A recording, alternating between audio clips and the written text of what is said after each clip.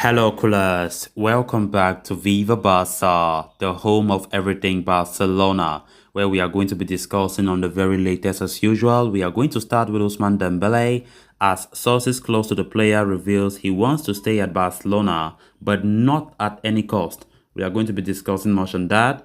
Secondly, talking about this other report claiming that Barcelona record losses of 481 million euros from last season.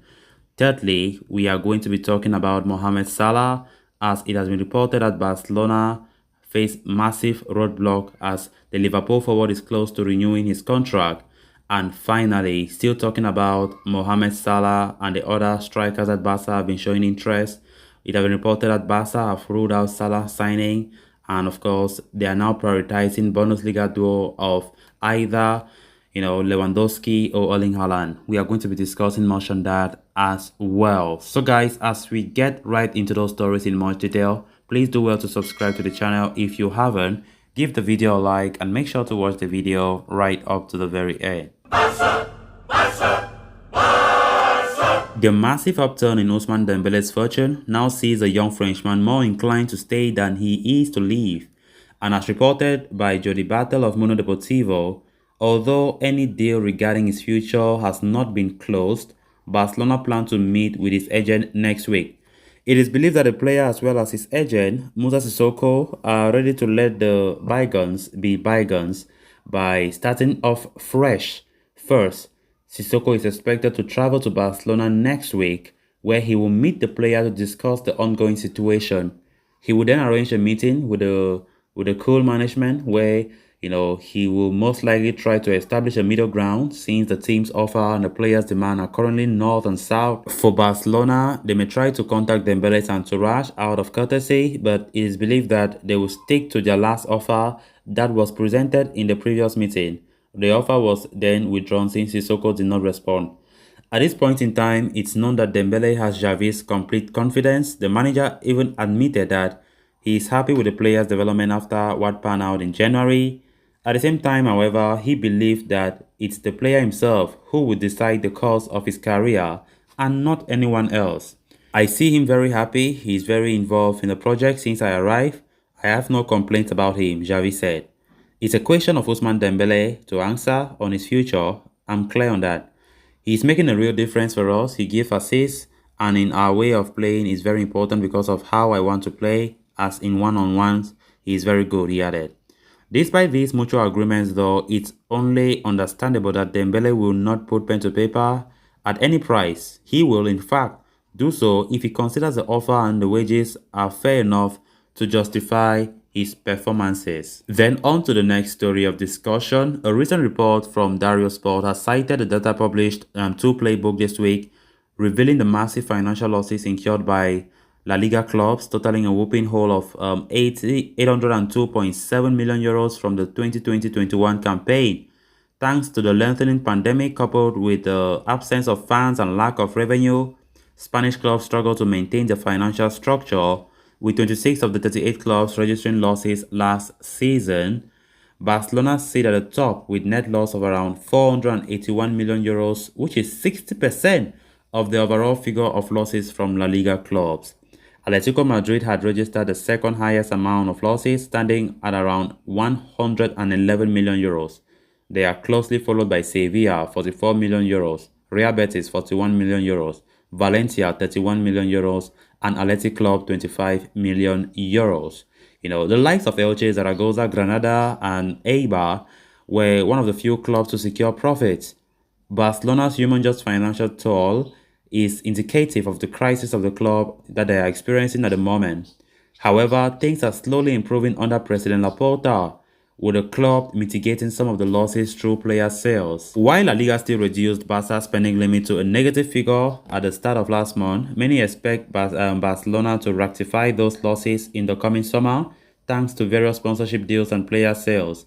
Barcelona have already announced their partnership with Spotify, with Joan Laporta, who have confirmed talks with CVC over another lucrative deal that could help the club set back some of the losses.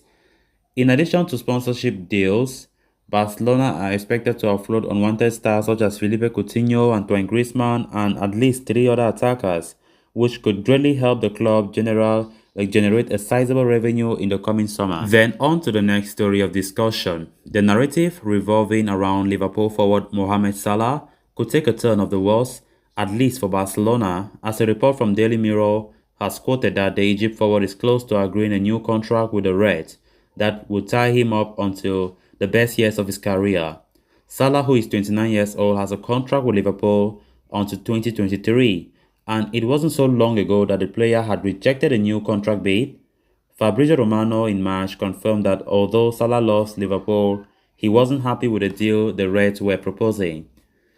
Shunning off Liverpool's attempt to tie him up for a longer tenure made Salah one of the most in-demand players across Europe, and as one can suspect, Barcelona's name was on top of that list. However, since the player shares a heartwarming relationship with the team as well as the fans, he is willing to compromise only on one condition: that Liverpool match his wages to that of Manchester United's Cristiano Ronaldo, who is reportedly pocketing £500,000 a week.